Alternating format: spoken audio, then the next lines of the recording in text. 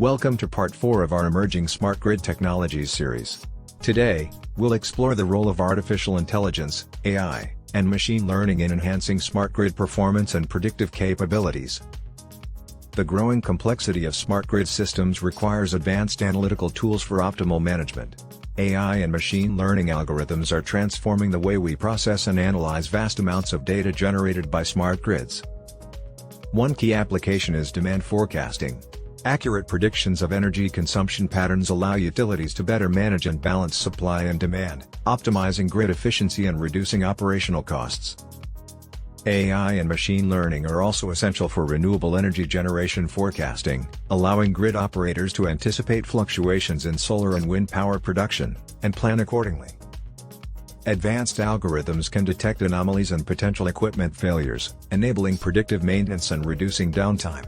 This enhances grid reliability and minimizes the risk of outages.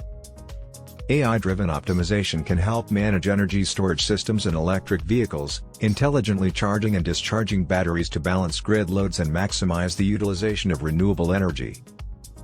Machine learning algorithms can also play a critical role in cybersecurity, identifying unusual activity or potential threats and alerting operators to take appropriate actions. Smart grid platforms, such as OpenADR, utilize AI and machine learning to automate demand response strategies, enabling more efficient energy management and promoting grid stability. AI-driven virtual power plants aggregate and optimize distributed energy resources, like solar panels and energy storage systems, creating a more flexible and resilient energy system. AI and machine learning are unlocking new levels of smart grid performance and predictive capabilities, ultimately supporting the large-scale adoption of renewable energy sources and the transition towards a more sustainable energy future. Stay tuned for part 5 of our series.